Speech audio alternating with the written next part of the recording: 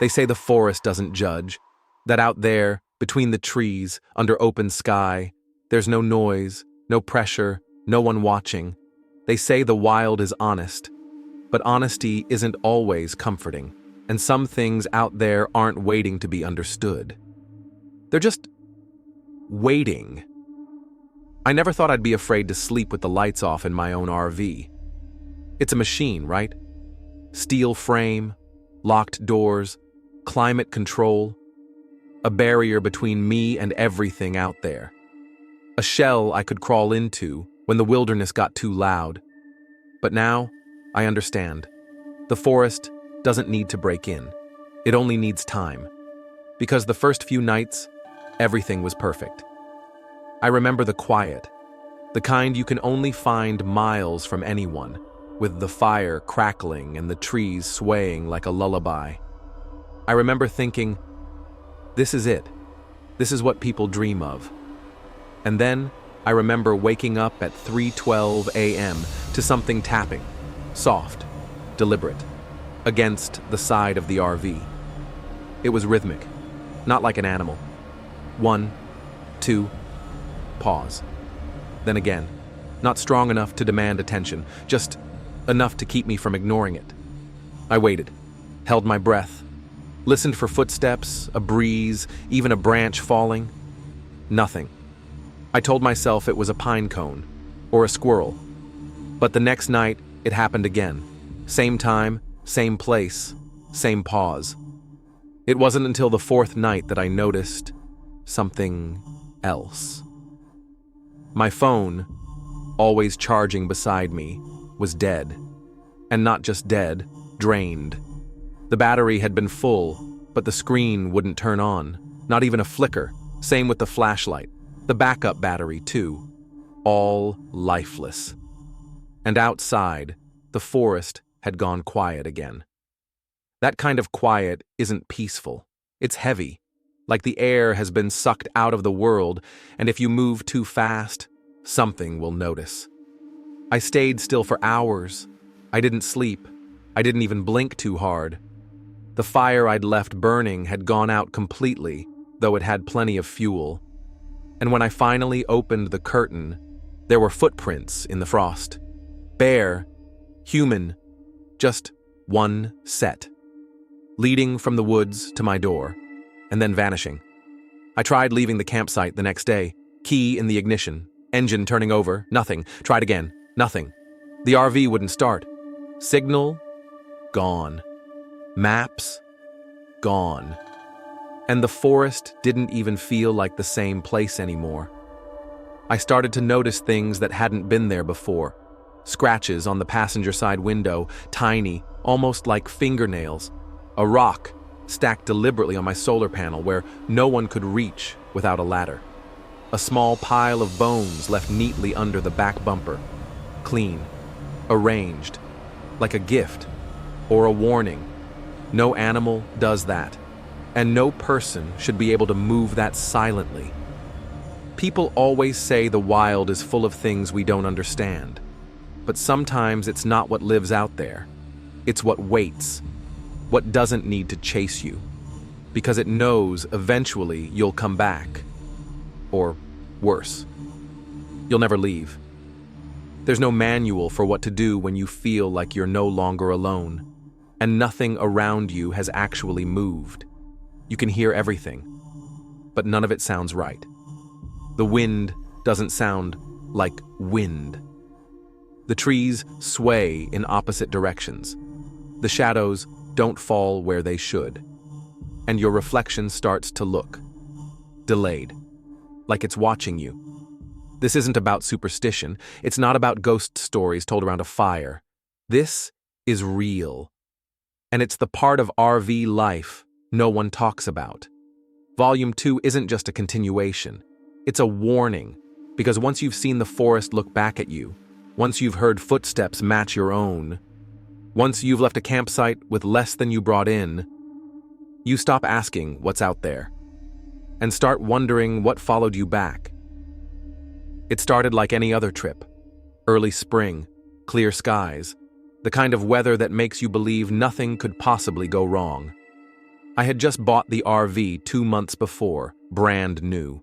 The kind with a solar roof, backup generator, satellite dish, everything. The dealership handed me the keys like they were passing me a passport to freedom. And I believed them. I believed that wheels meant control, that locks meant security, that having walls made of fiberglass and aluminum meant I'd be untouchable. We chose a well-reviewed campground up north, somewhere tucked in the tree line, but still close enough to the highway if we needed anything. There were other families there, kids riding bikes, dogs barking, laughter echoing between the trees. The grill was going, lawn chairs were out, a normal weekend, the kind you take pictures of. But there was one thing that didn't quite belong. On the second day, we noticed a van. Old, faded blue, with a cracked windshield and no visible plates. We saw it near the entrance when we pulled in. Didn't think much of it. Then again, parked behind the restroom facility late at night. Then again, early the next morning, across from the playground. Each time, it was in a different spot, like someone was moving it while no one was watching. Never parked for long. Never anyone visible inside. Just there. And then there was the silence.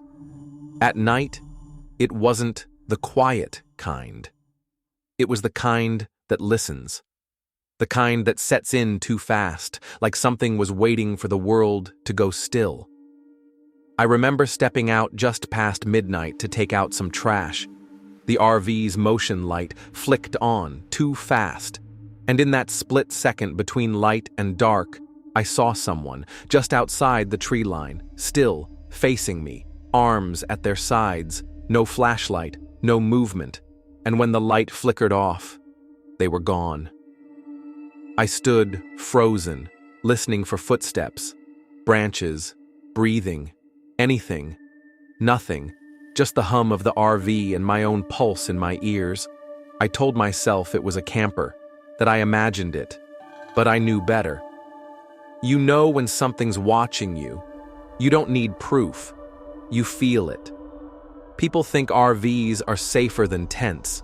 That because you're lifted off the ground, because you can lock the door, because there's a horn and keys and headlights, that you've somehow outsmarted nature. But an RV is just a box, a thin one. Out in the middle of nowhere, it's not a fortress. It's bait. You're on wheels. But that doesn't mean you can drive away from everything. Not when the engine won't start, not when the dirt road is too soft, not when something wants you to stay. And it happens more than people admit.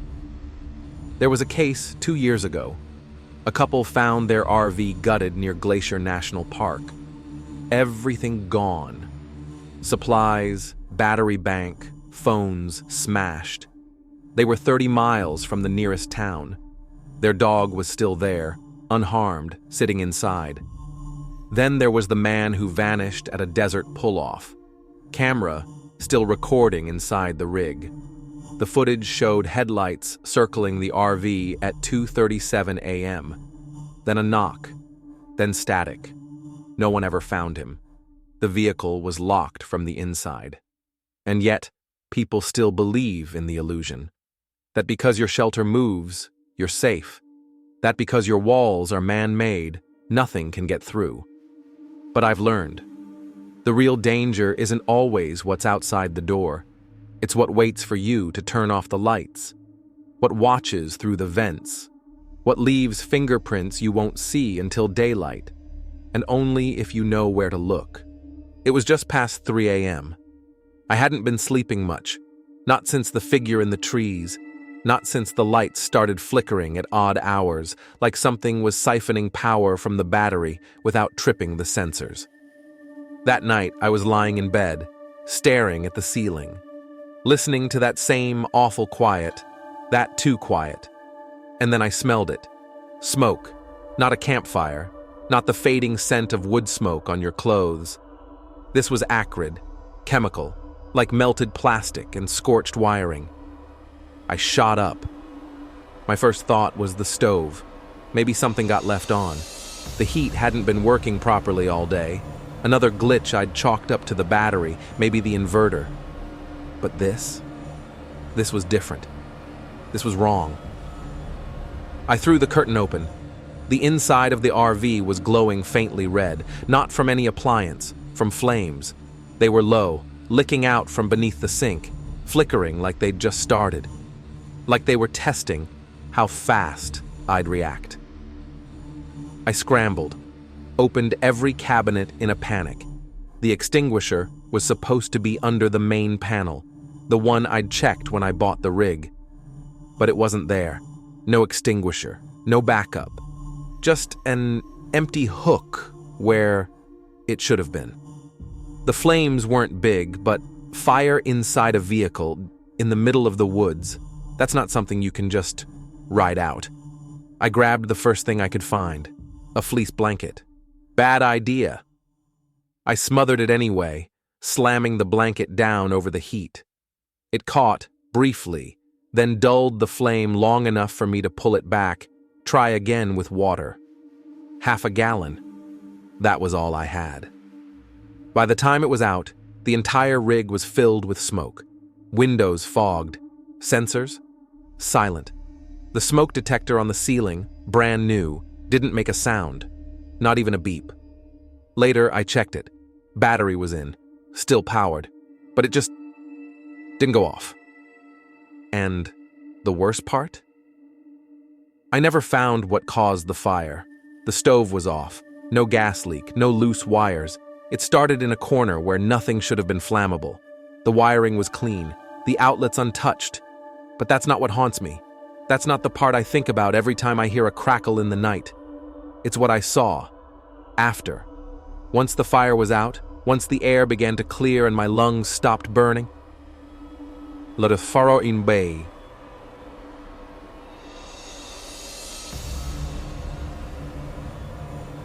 Out the back window. There, just beyond the glow of the embers in the forest behind the RV, was a face. I couldn't see the body, just the face, pale, expressionless, motionless, like someone was standing perfectly still in the brush, waiting, watching, eyes wide, not scared, not angry, just waiting. I turned to grab my flashlight, and when I looked back, it was gone. I stepped outside, barefoot, still coughing, just to prove to myself that it had been real. There were no footprints, but the ground was warm, too warm, like something had stood there longer than it should have. And then I noticed the trees, every one of them, in a perfect semicircle around the back of the RV, had fresh scorch marks, low, near the base, as if the fire had started out there and made its way in. That's when it hit me. The smoke hadn't been strongest inside. It had crept in from outside. That's not how fires work. Not naturally. Not when there's no fuel trail. Not when everything's still wet from last night's rain. Later, I'd find out I wasn't alone. A viewer wrote in after Volume 1. Said something similar happened to her family. Parked near a lake. Middle of the night, the father smelled something burning. They thought it was the generator at first, until they stepped outside and saw their camp chairs on fire. Perfectly stacked. Unburned logs beneath them, still dry. No sign of who set it. No tracks. No wind. They moved to a KOA after that. Never camped remotely again. And she said something else. Something I've never forgotten. She said, "We caught it fast, thank God. But when the smoke cleared, my daughter said she saw someone through the rear camera feed, just staring, not moving. Looked like they were smiling. But the image was frozen, like the camera didn't want to show more." That stuck with me, because I checked my own camera later that morning, rewound the footage. It was all there. The night before, the hike, the return to camp. But from 2:58 to 3:29 a.m., static. One long, frozen image of the trees, just the trees. But the longer I looked, the more certain I became. There was something between them, something tall, still, and just barely visible. I thought the fire would be the worst part, but it wasn't. It was knowing someone, or something, wanted me out. And when fire didn't work, it would try something else. The night after the fire, I should have left. I knew that. But something about the way the engine wouldn't turn over, the way my GPS kept showing the same coordinates no matter where I moved, it all made leaving feel less like a choice and more like a negotiation. So I stayed. One more night. Just one. I told myself I needed to rest, recharge, think clearly. But I wasn't thinking clearly. And something, I don't know what, wanted me tired. I remember setting the propane heater to low. It was freezing out.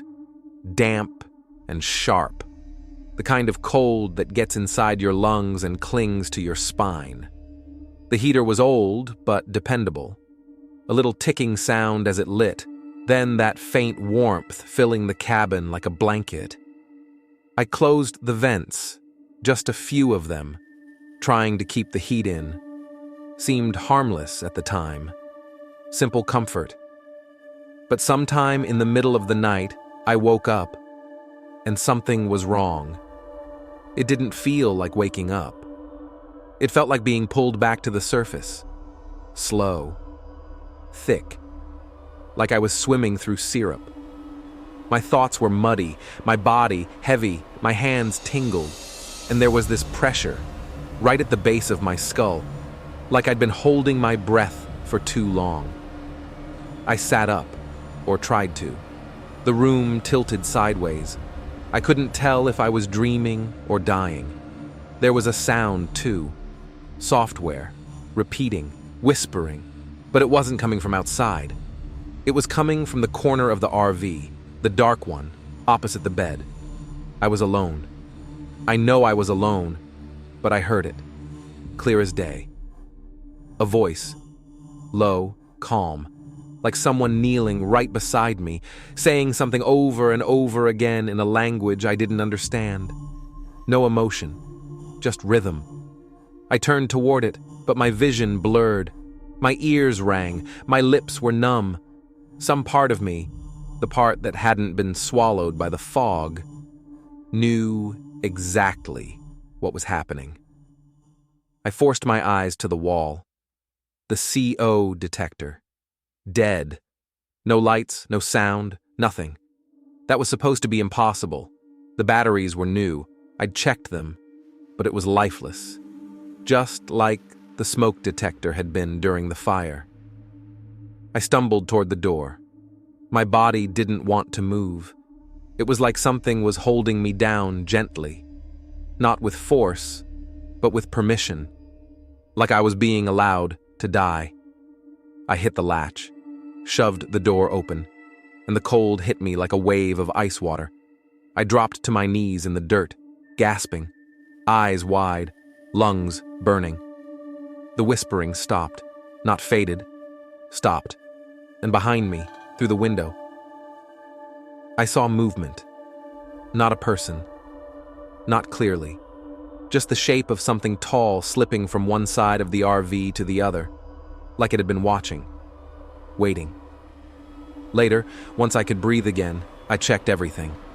The propane line had no leak, no clog, no malfunction, but the heater had stayed on all night, even after the emergency kill switch was tripped, even after I'd cut the power manually. And the detector? Still dead. Replaced the batteries, still nothing. People don't think about it, not until it's too late. Carbon monoxide is a quiet killer, odorless, tasteless, invisible. In an RV with sealed windows and running heat, it doesn't take long, and it happens more often than you'd think. The numbers don't lie. Over 500 people in North America are hospitalized every year due to CO exposure in RVs and campers.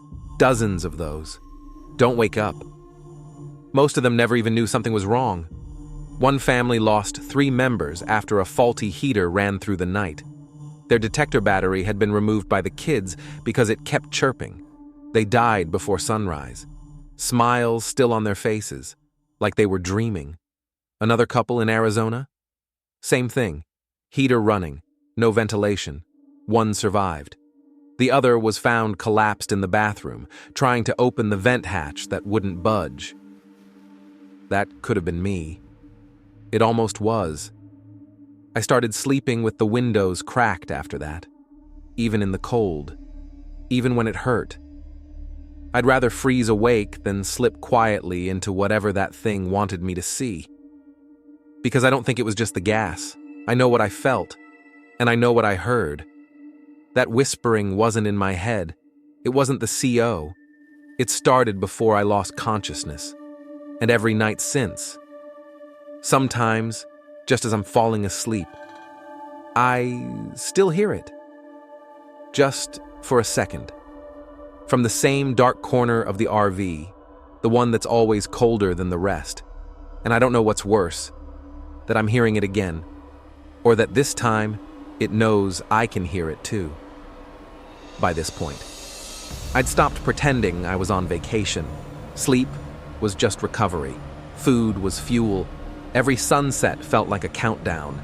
And the RV, my safe, rolling fortress, was beginning to feel more like a trap I'd locked myself inside. I started noticing it the next night. The power flickered. Just once. A soft dimming, like someone had brushed their hand across the light bulbs. Then came the hum. Low, sub-audible. It wasn't coming from the fridge, or the inverter, or the battery display. It felt like it was coming from the walls. At first, I thought it was feedback from the solar charge controller. I checked the wiring. No faults, no alarms. The numbers looked fine, if a little too fine, almost like they were stuck. The hum continued, just below hearing, just strong enough to unsettle your teeth. I flipped the main breaker. Silence.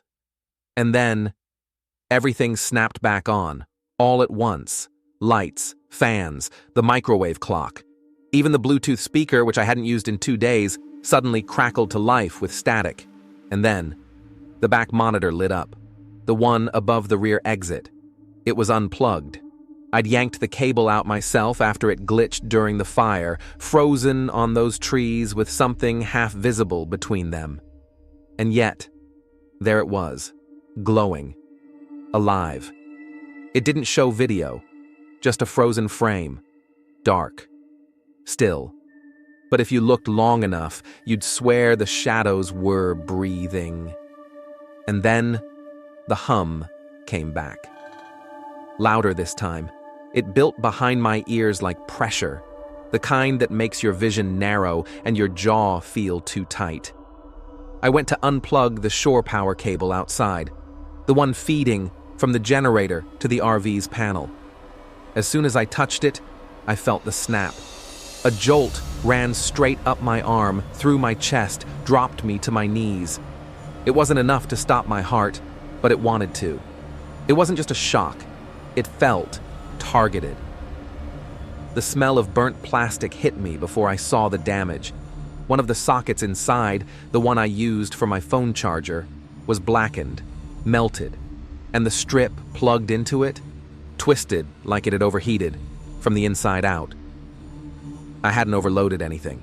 No heaters, no blenders, no high-draw devices, just a phone and a single LED light. That shouldn't have been enough. But sometimes, it doesn't take much. Here's what most people don't understand about RV power systems. Circuit overloads don't always start with too much plugged in. Sometimes, they start with bad cords, old extension lines, cheap power strips that weren't made for variable current. And in RVs, with vibration, humidity, and constant voltage shifts, even one cracked wire can heat up and start a fire, or worse. Send power somewhere it doesn't belong. More than 1,500 RV electrical fires are reported every year in North America. Some are from improper setups, but a surprising number are from overlooked inspections, frayed lines behind a wall, wiring chewed by rodents, DIY modifications that never got checked. And in my case, my rig had passed inspection less than 3 months earlier, certified, safe, clean, until it wasn't. After the shock, I sat outside for a long time, wrapped in a coat, staring at the stars, afraid to go back in. But I knew I had to. My gear was still inside, my keys, my food. I couldn't leave yet. When I finally stepped through the door, everything was quiet. No hum, no static, just that unsettling kind of silence that waits for you to speak first. I walked to the rear monitor, still lit, still showing that frozen image. I leaned closer, just to see if it was really frozen or just incredibly still. That's when I noticed something. The image had changed, only slightly, but the tree line was different. A branch that had been upright was now broken and closer to the center of the frame.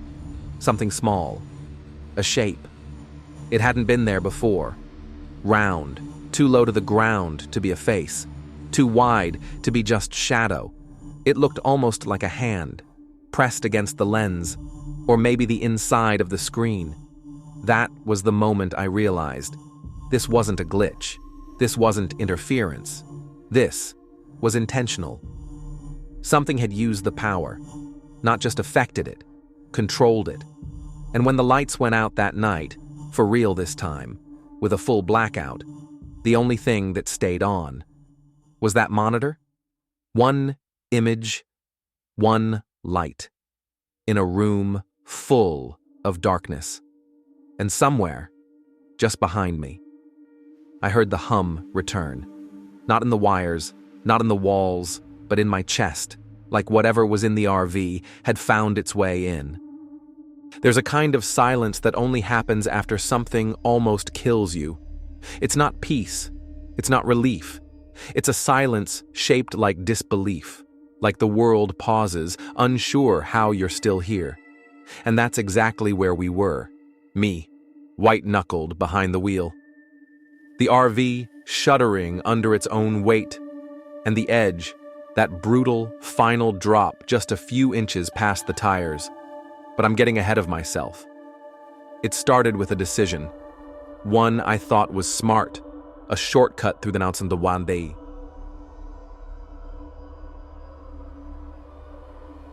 Desesasham onomonundal. The Friday, the Receptowan that bore. Redowan. Nature, more solitude. I wanted to leave the strange hum, the frozen monitor, the whispering dark behind me. The road seemed like the only way out. Mountain roads, though. They aren't just beautiful. They test everything. The air got thinner as we climbed. The road narrowed. And that early morning fog that seemed so harmless began to thicken. It swallowed trees whole. It blurred the edges of everything. Then the RV began to pull. Subtle at first. The wheel grew heavier in my hands, like I was dragging the weight of something I couldn't see. I slowed, downshifted, checked the mirrors, nothing. But the road curved hard, left, then right, and the slope got sharper. The weight inside shifted with a groan. The cabinets creaked, and I noticed something else. A sound, metal on metal, deep beneath the floor. I tapped the brakes. They screamed, not squealed, screamed. High-pitched, long and hollow, the sound of pads grinding bare. My foot sank lower, no pressure, nothing grabbed. The RV didn't stop. It didn't even slow. We were gaining speed, that kind of panic. It's not loud, it's cold, clear, calculating. I pumped the pedal, downshifted again. The engine brake caught but weakly. I could feel the RV fighting me, like every part of it wanted to keep moving forward, toward the edge. The weight inside groaned again, louder now, like something was shifting that shouldn't have been moving. I thought I'd done everything right. Checked the tires before I left, verified the brakes, even topped off fluids the day before. But I'd missed something. The rig was overloaded. I knew it in that moment. You could feel it, like the whole frame was sagging under pressure it wasn't built to handle. Water tank full, gear stored too far back. A generator mounted off center. Small things. That together became one big mistake. Most people don't realize it. RVs have weight ratings for a reason. Not just for balance, for survival. exceed the limit, and you start burning through your brakes, your tires, your ability to stop in time. Your steering suffers, your suspension groans, and if you hit the wrong incline, your whole home on wheels becomes a runaway train. We were coming into a sharp bend, one of those turns that didn't just twist, but dropped off on the other side. No guardrails, just open air. I yanked the wheel, both feet on the brake, praying for anything to catch. And then, something did. The RV stopped. Hard, like it had hit an invisible wall. We weren't rolling. We weren't skidding. Just stopped, inches from the edge. My chest was heaving, hands shaking, mouth dry. The fog parted just enough for me to see how far we would have fallen. And then I saw them. A figure, standing on the road behind us, wearing something dark, a jacket maybe, long sleeves, one arm raised, waving. I stared. Couldn't move. They hadn't been there before, no car, no sound. Just that one gesture. A hitchhiker, a ranger, someone warning me. I blinked, and they were gone. No trace, not behind a tree, not around the bend, just vanished. I threw the RV in park, got out, walked the length of the road calling out. Nothing. No footsteps, no vehicle, no one. It was like they'd only existed in the moment I needed to stop. I don't know what to believe anymore, but I do know this. You can prepare for a lot of things when you're out on the road. But if you neglect your weight limit, if you skip checking your tire pressure before a mountain pass, if your brake fluid is low or your pads are worn, you are gambling with something that doesn't forgive mistakes. Speed isn't always your enemy. Sometimes it's momentum, unwanted, unstoppable, and sometimes, just sometimes, it's not you in control of the wheel. Because when we finally pulled away from that cliff, and I checked the dash cam later that night, there was no hitchhiker, no figure, no motion alert.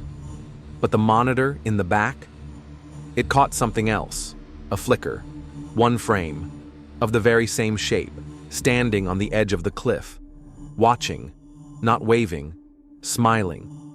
There's this myth that the deeper you go into the wild, the safer you are from people.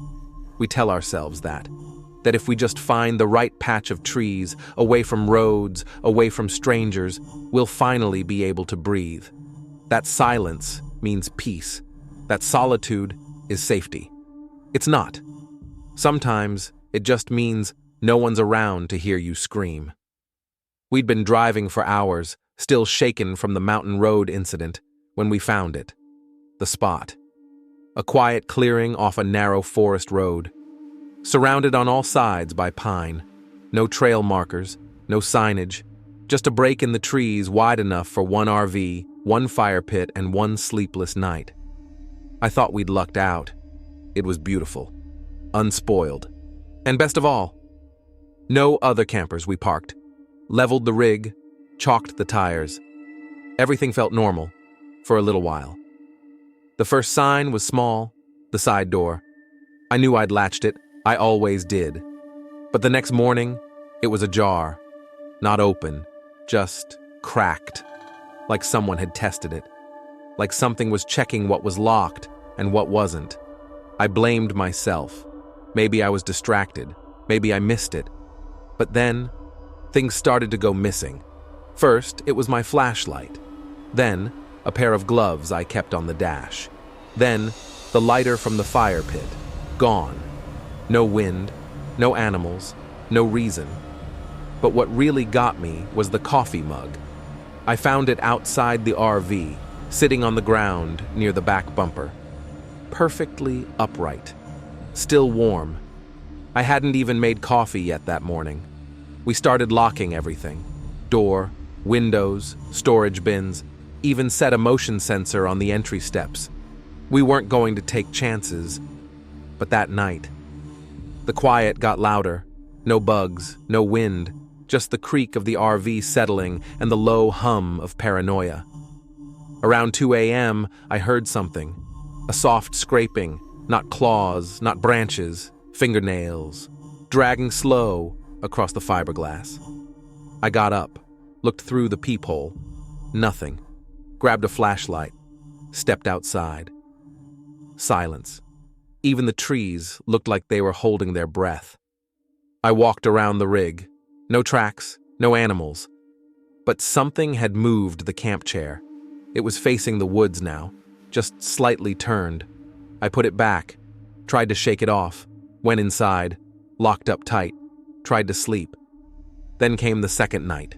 Footsteps, not walking, circling. I could hear them, clear as day, crunching pine needles, slow, deliberate. I sat up in bed, holding my breath, hoping it was a deer, hoping it was anything but what it sounded like, a person. But the motion light never came on, not once.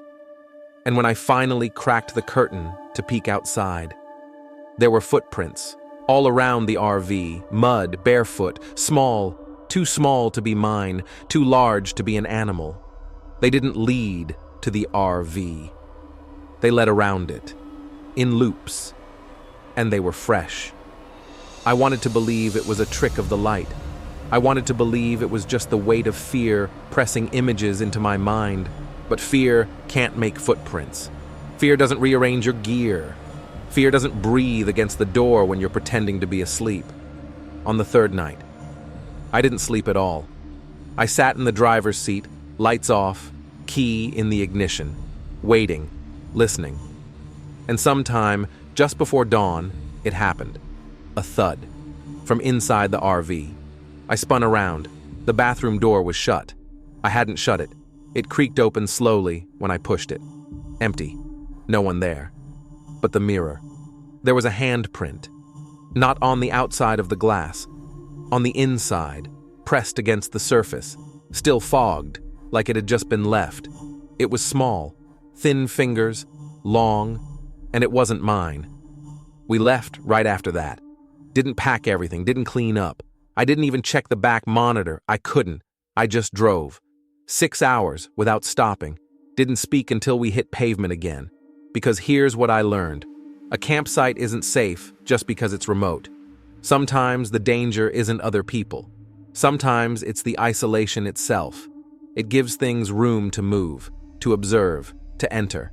So if you ever find a place that's too perfect, too quiet, too untouched, think twice before staying the night. Check your locks, watch the footprints, and whatever you do, never ignore the signs. Because when we finally made it to a rest stop, hours away, I got out to stretch. And on the window, passenger side, there was another handprint. Not outside, not inside. Somewhere between. You think you're prepared. You've read the manuals. You've bought the kits. You've memorized the safety tips. But then it happens. The one thing you didn't account for. The thing that no one can prepare you for. An emergency. And not the kind that you can handle with a phone call or a drive to the nearest hospital.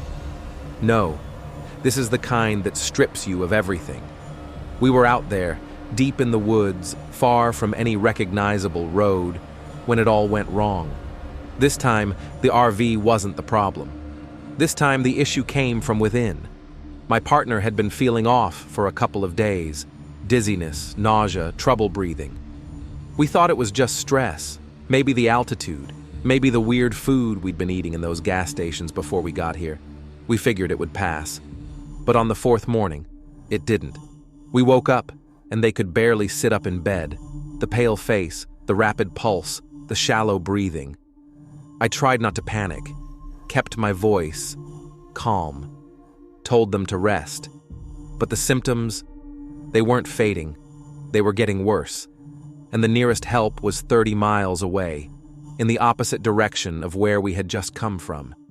We had no cell signal, not a bar, not a trace of a connection.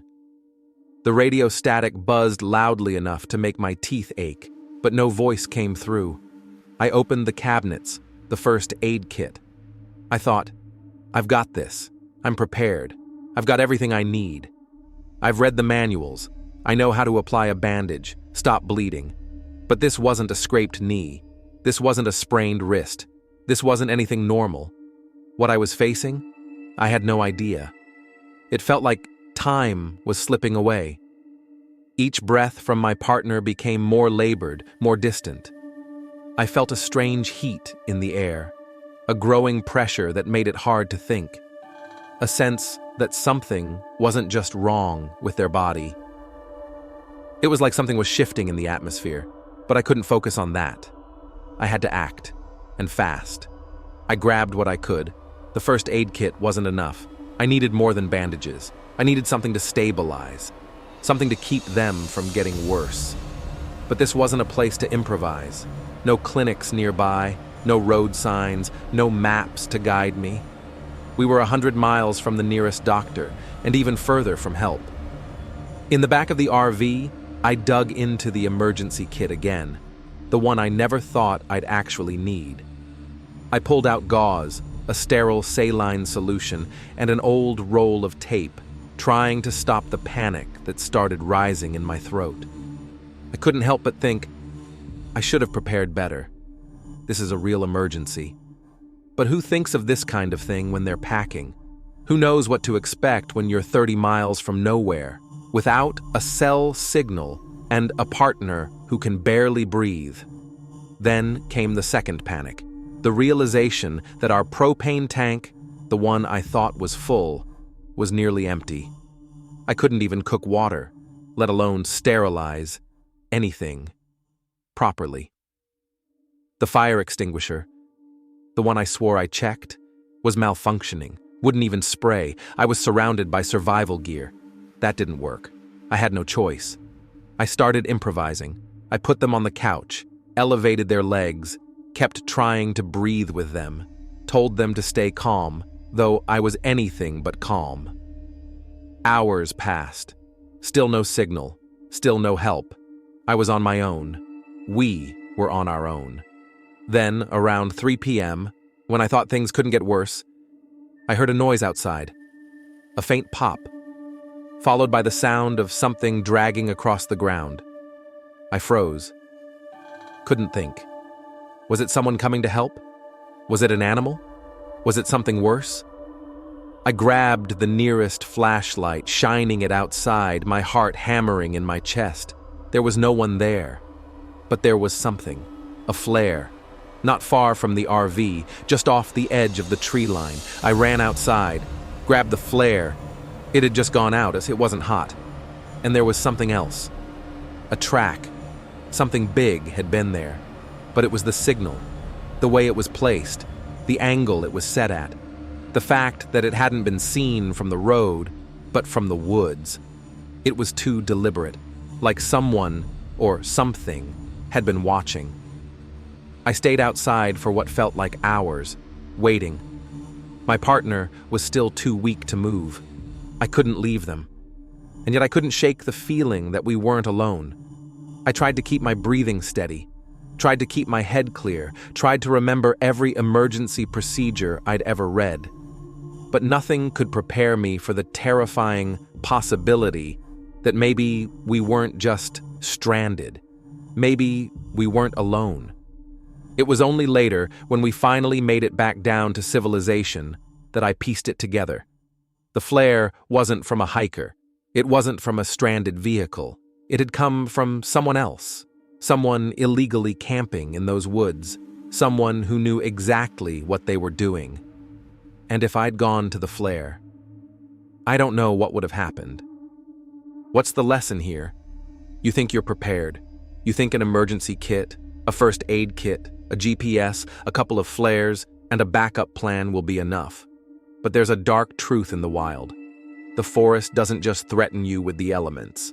Sometimes it threatens you with its silence, with the people, or things that you don't see coming. Have an emergency plan, know your surroundings, but above all, never assume you're alone. Because sometimes help isn't what you need. Sometimes it's the danger you didn't even know you were running from. It's not just me. It's not just the weirdness of the woods. There are stories, thousands of them, from people just like me, People who thought they were safe, who thought they'd found the perfect spot, who believed they were prepared for anything. But then, the unexplainable happened. I spent days scrolling through forums, reading stories from fellow campers, and the more I read, the more I realized something. This wasn't just about me. This was a pattern. Let me tell you about a few of those stories, because there are lessons in these, real lessons, from people who didn't expect the horror that followed them into the wild. Story 1: The Silent Killers of Carbon Monoxide. This one came from a man who thought he was being smart. He had everything ready: a new RV, freshly serviced appliances, and a brand new state-of-the-art heater. He was camping alone in a remote spot, just like I had, looking for solitude. The first night was cold, but the heater worked well. He fell asleep easily, wrapped in blankets, lulled by the hum of the heater and the quiet of the forest. But around 2 a.m., something woke him up. It wasn't the sound of the wind. It wasn't an animal. It wasn't even the normal sounds of the night. It was the sensation of nausea. He couldn't breathe. He felt heavy, like someone was sitting on his chest. He tried to sit up, but his limbs felt too weak. His first thought? "I'm just tired, it's nothing." But then, he heard a faint ringing in his ears, followed by a strange buzzing noise. It came from the propane heater. Then it hit him: carbon monoxide. By some miracle, he managed to stumble out of bed and turn off the heater. He threw open every window and door, but it was too late. His vision blurred, his legs gave out, and he collapsed onto the floor. He couldn't remember how long he lay there. All he knew was that when he woke up hours later, he had to crawl to the phone to call for help. What saved him? The carbon monoxide detector. It had gone off just before he'd passed out. And even though he thought the system was working fine, it wasn't until it almost killed him that he realized detectors need maintenance too. He learned the hard way that no matter how much you trust your equipment, it could betray you when you least expect it. Story 2: The Voices in the Generator Bay. This next story came from a man who loved his generator, a tech guy. He was meticulous. He made sure it was always running smoothly, and he always kept it in a well-ventilated spot at the back of the RV. But one night something odd started happening. Around 1 a.m., he woke up to the sound of someone whispering. It wasn't loud at first, just a murmur, like a low conversation just outside the RV. He assumed it was just the wind. But then, the whispering started to get louder, and it wasn't coming from the trees, it was coming from the generator bay. He got up, grabbed a flashlight, and stepped outside. The generator was running just like it should be. But the voices? They didn't stop. He approached the bay slowly. As he got closer, he heard words, not just words, chatter, like several people talking in low tones, whispering over each other, but in a language he couldn't understand. He opened the compartment to check the generator. Nothing. The whispering stopped immediately, but as he closed the door to the generator bay, the voices started up again. Only this time, they were inside his head. Loud, urgent, jumbled. It was like the static of the generator itself was somehow amplifying something unseen, something not human, something not of this world. The next morning, he packed up and left. He didn't want to stay to find out who or what was speaking from behind his generator. He hasn't used that RV since, and he's never camped in that area again. He told me, and I'm telling you, never ignore strange sounds near your power systems. Story 3: The Doors That Wouldn't Stay Locked. The last story comes from a woman named Kate. She had an old RV, a bit worn but well-loved. She and her husband had spent years restoring it, adding their personal touches, making it feel like home. But one night, they stayed in a remote park, high up in the mountains. Everything seemed normal. The evening was calm and the stars were out. Kate locked all the doors as usual, made sure the windows were secure. Then they went to bed. The next morning, the doors were unlocked. She didn't think much of it at first. Maybe she hadn't locked them properly. So she double-checked and locked them again before heading out for a hike. When they returned that afternoon, she was still uneasy. She unlocked the door, but the lock wasn't right. It felt loose, like it had been tampered with. She tightened it, checked all the other locks, and locked the door again. That night, the same thing. When they woke up, the door was unlocked. It happened again the next morning, and again the night after that. No matter how tightly they locked it, the door would always be unlocked by morning. The weird thing? No one else had access to the RV. The park was practically empty, and the lock was a strong one. It wasn't something that could just be jimmied open. By the fourth night, Kate was done. She couldn't explain it. There were no signs of forced entry, no scratches on the frame, but the lock kept malfunctioning. That, combined with a strange unease about the area, led them to leave. The last thing she remembers? When they finally drove away. There was a figure standing at the edge of the park, watching them go. Kate's husband swore they had seen him earlier in the day. But when they turned around, he was gone. Lesson learned? It doesn't matter how experienced you are or how much you prepare. RV life isn't just about avoiding the obvious. It's about trusting your instincts. It's about understanding that the wilderness has its own rules, and they're not always written in the manual. But most importantly, when the door won't stay locked, when the voices start in the generator, when the carbon monoxide detector goes off in the middle of the night, you need to trust what's happening, because there's always more happening than you can see. You've seen them, right? The big YouTubers, the ones who paint RV life like it's all sunsets and open roads, the ones who tell you about the freedom, the adventure, the joy of being on the road, untethered from the world. They make it look so simple, so easy, like all you need is a shiny RV, a pretty campsite, and a positive attitude. They make it look perfect. But let me tell you something. The truth they don't tell you, it's not glamorous. It's not picturesque. It's not even close. I get it. We all watch those videos, the ones where everything looks pristine, polished, and carefree.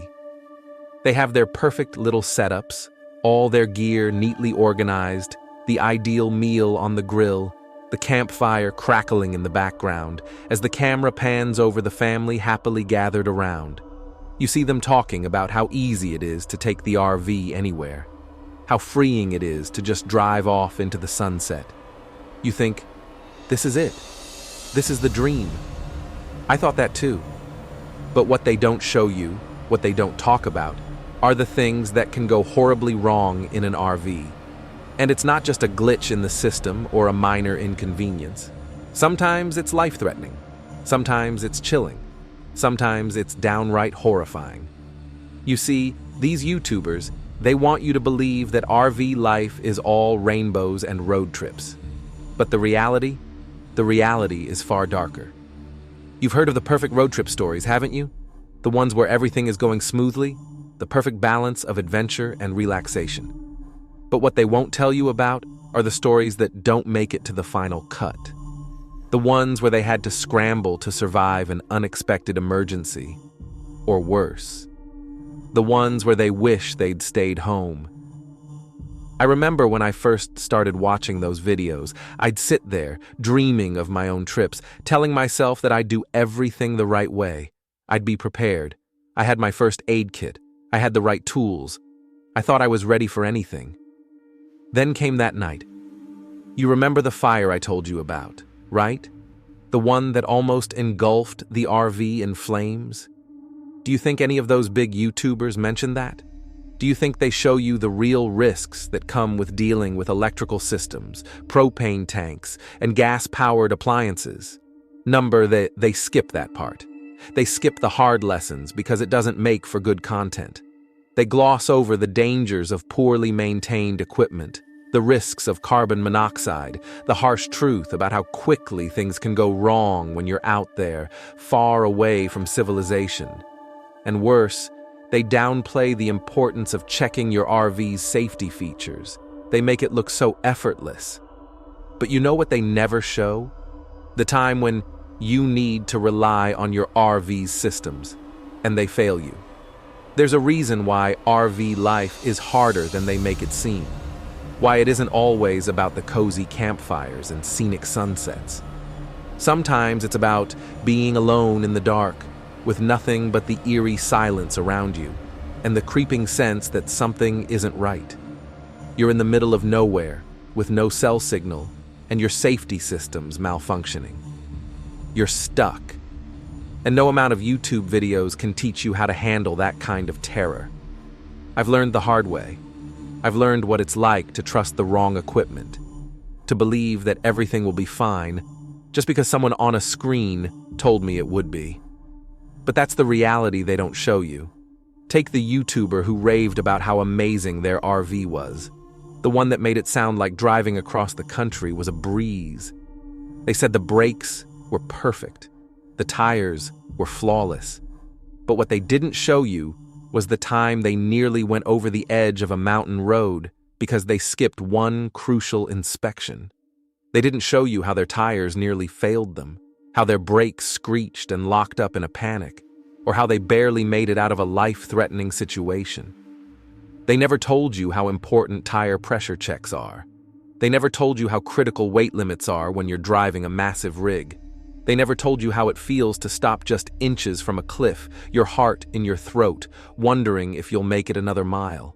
And don't get me started on the time I almost died of carbon monoxide poisoning, thinking I was safe because I had all the right equipment. I thought I had it all figured out, until I didn't. But that's the thing about RV life, and the dark secret that no one talks about. It's unpredictable, and the stakes are higher than any YouTuber will let you believe. So here's the truth that's not always shared. Even with all the gear, all the checklists, and all the safety tips in the world, things can go horribly wrong. You can have everything ready and still be caught off guard by something you never expected. You can follow all the rules, watch all the tutorials, and still end up stranded in the woods, alone, with no way to get help. It can all fall apart faster than you realize. But here's the thing. I'm telling you this so you can learn from what I've gone through. So you don't have to make the same mistakes. So you don't end up like the YouTubers, posting the highlight reel while the behind-the-scenes reality is far darker. Have you ever had something go horribly wrong during a trip? Have you had an experience that made you question how safe RV life really is? I want to hear it. Drop your story in the comments, because I'll be reading, and maybe, just maybe, your story will help someone else avoid the same mistakes. Because trust me, this is a community we're building, and it's better to learn from others than to learn the hard way. If you've been with me from the beginning, you'll remember what happened in Volume 1. We talked about the early signs, the quiet unease that crept into every trip. You remember the stories, the sudden noises in the night, the strange lights that flickered just out of sight. The things I thought were just my imagination, until I couldn't ignore them anymore. In that first volume, I took you along for the ride, into the dark, quiet woods, where something seemed to watch us, something waiting. I told you about the cold nights, the unease that settled like a fog, and how even something as safe as an RV can quickly become a prison if you're not careful. The comments from that video, they stuck with me. I've read every single one, and let me tell you, your stories sent chills down my spine. It's incredible how many of you reached out to share your own experiences. There are more of us than I thought. More people who felt the same things, seen the same things, heard the same whispers on the wind. And the scariest part? You're not alone. One comment in particular stood out to me. A viewer named Jake shared his story about an RV trip he took with his family. They thought they were just going on a peaceful getaway in the mountains, but when they arrived at their campsite, they saw something they couldn't explain. Jake said the first thing that struck him was the silence. Not the kind of silence you get when the wind dies down, but the silence that presses in on you. The kind of silence where you feel like something's waiting, watching. They ended up leaving early that night, but Jake couldn't shake the feeling that something was following them. Something that had been waiting at that campsite for far longer than they had. When he posted his story, I couldn't help but feel like he had experienced what I had. The same oppressive, heavy silence that settles before something goes wrong. And then there was Sarah, who shared her story about an RV park on the edge of a desert. Sarah had been alone for a weekend, enjoying the solitude until the power went out. At first it was just a minor inconvenience, but as the night grew darker, Sarah began hearing strange noises outside, the sound of footsteps, dragging sounds in the sand. At first she thought it was animals, but then the noise circled her RV, around and around. And the worst part? When she looked outside, no one was there. Sarah's story, like so many others, reminded me of the unpredictable dangers out there. How sometimes things happen that defy explanation, things that don't make sense, no matter how you try to rationalize them. And sometimes, the scariest part is what you can't see, or what you see and can't remember. Volume 1 was just the beginning. And now, with Volume 2, we've dug even deeper, uncovering more of the truth about RV life.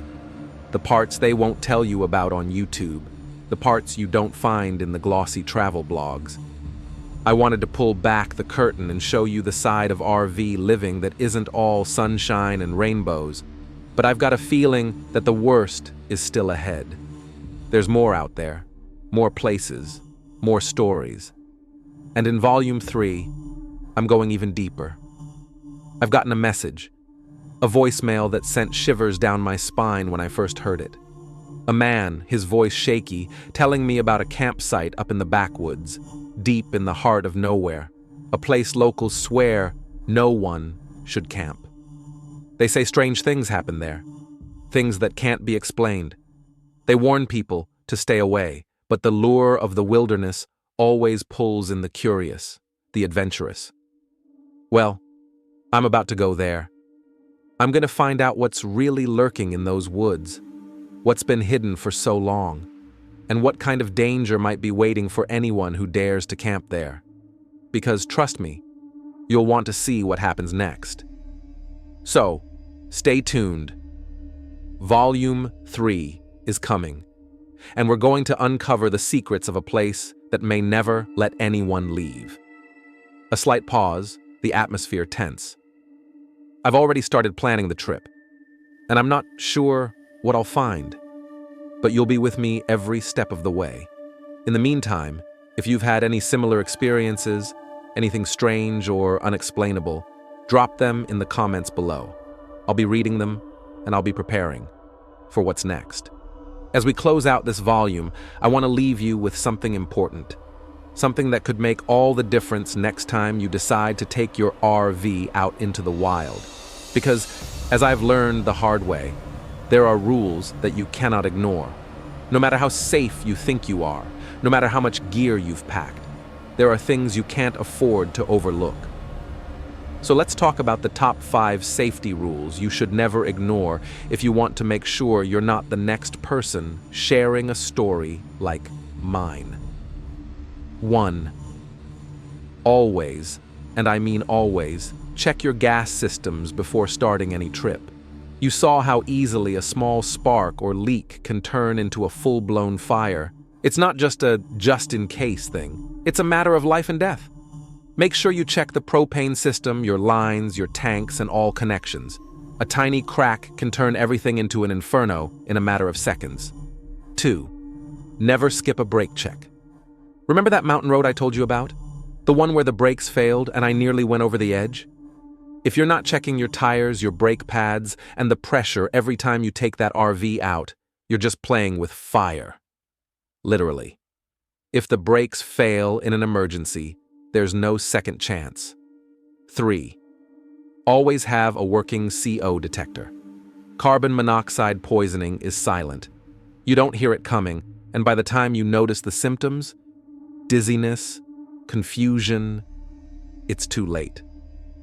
Trust me when I say this. It doesn't matter how careful you think you're being. Check those detectors regularly and never trust them to work without a test. And keep your windows cracked open if you're using propane or heating in the winter. Don't take the risk. 4. Lock your doors even when you think you're alone. We all like to think that we're off the grid, isolated. But if there's one thing I've learned, it's that isolation doesn't always mean safety. And sometimes, the things that knock on your door in the middle of the night are more terrifying than any animal. Keep your doors locked, and if you see footprints circling the RV, you might want to rethink your camping location altogether. 5. Always have an emergency plan. You can never predict when something will go wrong. That's the scary truth. No amount of planning can prepare you for every possible situation. But having a first aid kit, a way to contact the outside world when your cell signal dies, and a backup plan for things like fires or medical emergencies could be the difference between life and death. Have your gear ready, know your escape routes, practice those plans. When you're out in the wilderness, a few moments of hesitation can cost you everything. Now, with that said, I want to share one last chilling detail with you. Little piece of advice that you'd be wise to remember. And I want you to take it seriously. If you hear knocking after 3 a.m., don't answer. The thing is, RV doors may seem secure, but they don't keep out everything. Sometimes, the things outside know that you're inside. And sometimes, they're not just trying to say hello. That's the truth of RV life. It's not just about the fun and adventure. It's about the things you can't see, the things that don't belong in the woods with you. And as much as you want to believe you're safe, the wilderness has a way of reminding you that you're never as alone as you think. So here's where I leave you. A little bit wiser, a little bit more cautious. But always remember this. Even when you think you've got it all figured out, the danger is still out there, waiting. If you've learned something today, if you've been spooked, if you've got your own story to tell, don't forget to like, subscribe, and hit the bell so you don't miss any more horror meets real-life travel content. Trust me, I'll be back with more. And who knows what we'll uncover next. Stay safe, stay prepared, and most importantly, stay paranoid.